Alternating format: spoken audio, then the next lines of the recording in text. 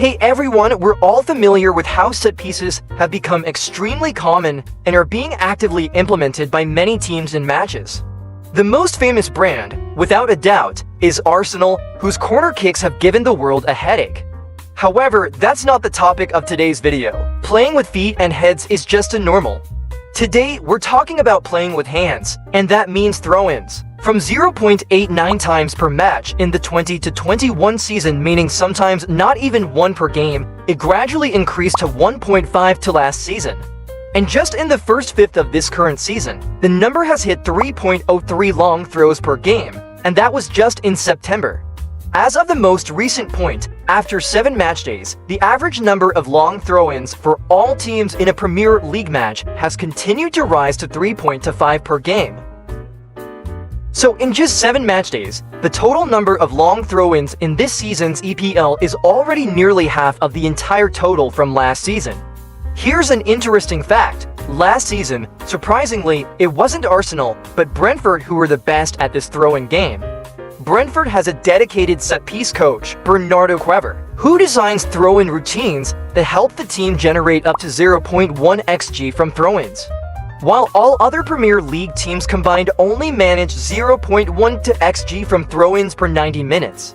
Brentford could even score an extra 3.8 goals per season from throw-ins, while the average for all other teams was just 0.4. 3.8 might seem small, but it's still a very useful secondary weapon, and enough to influence the outcome of a few matches. And a few matches converted into points would be 5 to 6 points, right? Enough to affect the outcome of the entire season. There's another thing that might explain why teams are playing with their hands even more this season. It's because this Bernardo Cueva guy has now moved to Chelsea as their set-piece coach, so add one team that likes throw-ins. Manager Thomas Frank also saw this tactic at Brentford was great, brought it to the Blues, at another team truly obsessed. And this obsession goes so far that we have the following diagram, tracking all long throw-ins of at least 20 yards into the final quarter of the pitch, totaling 192 throws. These throw-ins generated 3.7 and 2.2 xG respectively in the following 10 seconds on the left and right sides of the pitch. Besides the wide areas, which account for nearly half of all long throws, we can see significant numbers are also thrown near the 6-yard box. These throws have to be called terrifying, so why is that? The experts didn't just come up with this for no reason, right? Throw-ins have some quite interesting benefits. First, throwing with hands definitely means better and easier placement of the ball's landing point compared to taking a corner kick with the foot. Well, this actually depends on the person, but basically, using hands makes aiming easier. Second, because according to the rules, there's no offside from a throw-in, they can more easily pin the opponent's defensive line inside the 6-yard box. This gives the attacking team a basis to create more chaos inside the penalty area, which is a very good thing. And with this chaos, second-line players also have space to drop into, and players inside the box can even score directly with headers, although it's rare. Another point is that because the ball is thrown by hand, its flight is slower, weaker, and headed balls are more likely to go out to the edge of the penalty area for the second line to run onto and shoot. So sometimes, just getting the ball thrown into the mix by hand doesn't necessarily mean you have to touch it. You don't even need to head it. You just need to create as much chaos as possible to make the opponent's defenders uncomfortable clearing the ball strongly, and you'll have a chance. Let me remind you of something. Last year, Arsenal almost pulled off a comeback against Paris Saint-Germain. Precisely thanks to throw-ins creating chaos in the box, allowing Odegaard to run in and shoot like this. And this no offside rule is being utilized quite well by another very interesting team besides Brentford and Arsenal, Crystal Palace.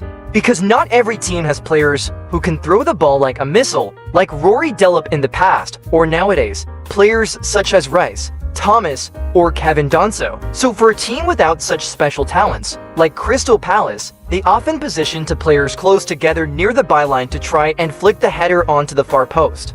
The concept is very simple. One player stands right on the touchline, the byline, because there's no offside from throw-ins, so stand as deep as possible to flick the header to the far post. In this example, Burnley is actually the team executing it.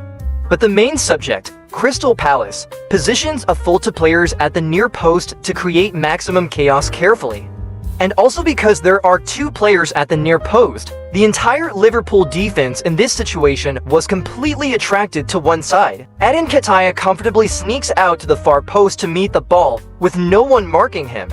And it's not just teams very strong on set pieces like Brentford, Arsenal, or Crystal Palace. Even teams with naturally tall, physical players, like West Ham, have also gotten FOMO and started playing this way.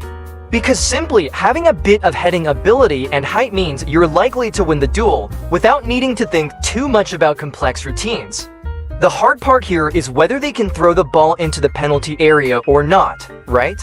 However, unlike corner kicks, if you throw it directly and don't score, it obviously doesn't count as a goal. After all, this sport is called football. If you score by throwing with your hands, it becomes handball, not football anymore, right?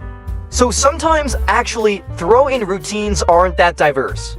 If you don't have players with super strong throwing ability, teams can only either 1 create chaos in the box for a knockdown, second ball, or to throw to the near post for a flick-on as mentioned before. In the initial stage, teams might find it unfamiliar so it's effective, but I believe sooner or later it will be countered. Therefore, I also emphasize, it's just like corner kicks. It should only be a secondary weapon, not a primary one for teams. We still need more live ball attacking play, more consistent and stable, to create a sustainable source of goals in the long run, especially in long leagues like the Premier League. However, throw-ins aren't always fun. PSG, Arsenal, and now even our Tottenham have this very annoying trick. When the ball goes out for a goal kick, they immediately kick it into the opponent's half, letting the opponent have the throw-in, then push their entire squad up to press. And in this scenario, the throw-in is no fun at all. Throwing from your own half under lots of pressure offers no real chance to create chaos like when throwing in the opponent's half. If you accidentally throw it to an opponent's feet, you might even get investigated for match fixing.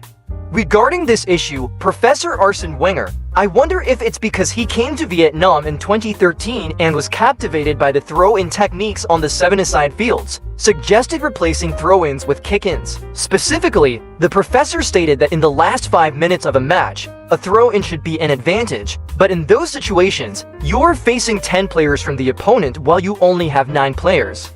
Oh my god, explaining for those who don't understand. The 9 players is because he's already subtracted the 1 player who is off the field taking the throw. And a throw can never be as powerful as a kick, so it's also hard to throw it far out and escape the high press happening around there. Simultaneously, he also said that statistics show in 8 out of 10 such throw-in situations, you will lose the ball in your own half. Therefore, you should have the right to choose a kick-in instead of a throw-in. And what do you think about videos like this? I'm tired of analyzing players and teams. I want to bring everyone more interesting and fascinating perspectives on football, and I think throw-ins are one of them. What do you think, and especially, what's your opinion on the professor's suggestion about kick-ins in the last 5 minutes? Please leave a comment below. Now, goodbye everyone, and see you in the next videos.